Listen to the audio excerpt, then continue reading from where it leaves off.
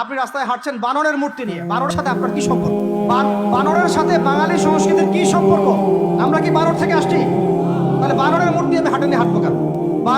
বানর থেকে আসছে কারা? ওই যে শনিবারে যারা মাছ ধরতে নিষেধ করা হয়েছিল তারপরে মাছ ধরেছে, আল্লাহ পাক বলছেন ওদেরকে বানর বানিয়ে দিয়েছে। জানেন না এটা? একটা প্রজন্মকে আল্লাহ বানর বানিয়ে দিয়েছিলেন, কোরআনে দলিল আছে। আমরা কি সেই প্রজন্ম? তাহলে বানরের মূর্তি নিয়ে রাস্তায় হাঁটবো কেন? কেন আপনি পেঁচার সাথে আপনার কি সম্পর্ক? পেঁচা কি আমার ভাগ্যের প্রতীক? পেঁচা অমঙ্গলের লক্ষণ? এগুলো কি শুরু করেছি আমরা? না আমরা মুসলমান হতে পেরেছি ঠিক মতো, না বাঙালি হতে পেরেছি ঠিক মতো। ঢাক, ঢোল, ডুগি, তবলা কি শুরু করেছেন আপনারা?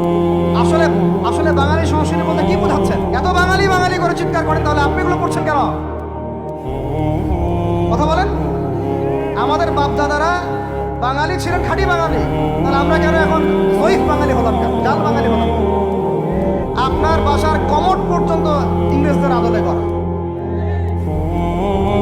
সবকিছুই খাবার অভ্যাস, খাদ্যাভ্যাস আপনি পিৎজা বার্গার ছাড়া খেতেই পারেন, খাদ্যাভ্যাস ইংরেজদের।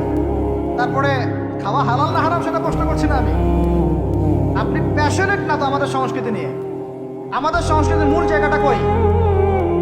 পাঞ্জাবি পায়জামা তো পড়ছেন না, এটা আমাদের সংস্কৃতি ছিল। সংস্কৃতি দেখেন, সংস্কৃতি কি ছিল আমাদের? আমাদের বাপদাদাদের যুগটা চলে যান, ওই ফজরের আগে তারা ঘুম থেকে উঠতেন, আসসালাতু খায়রুম মিনান নাওম কানে গেলে ঘুম থেকে উঠে যাইতেন, নামাজ পড়তেন, বাংলার ঘরে ঘরে কোরআন তেলাওয়াত শোনা যাইতো। এখন কি শোনা যায়? ফজরে পুরা ঘুম। প্রথম কাতারে আপনি যে কটা মানুষকে পাবেন তার মধ্যে 90% দাড়ি পাকা যুবকদেরকে আপনি পাবেন।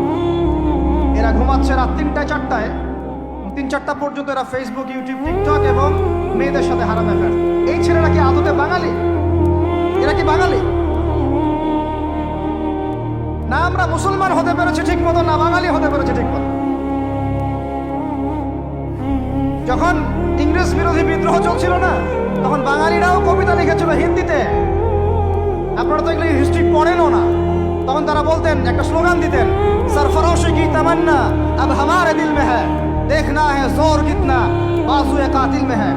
বুঝেন না এই কথা? আমাদের মনের মধ্যে এখন সরফরোশি কি তামান্না, স্বাধীনতার চেতনা আমাদের মনের মধ্যে এসেছে। দেখার বাকি আছে জালেমের বাহুতে কত শক্তি আছে। আপনারা এখন কাজী নজরুল ইসলামের কবিতা পড়েন না? এক ভাই কবিতা আবৃত্তি করেছিলেন এখানে, খুব সুন্দর হয়েছে, মাশাআল্লাহ। এগুলোর চর্চা কোথায়? সংস্কৃতি নিয়ে যে আমরা এত বড়াই করি, বলেন বাঙালির সংস্কৃতির চর্চা কোথায়? কাজী নজরুল ইসলামের কবিতা আমরা আমাদের পাঠ্যপুস্তকে পড়েছি।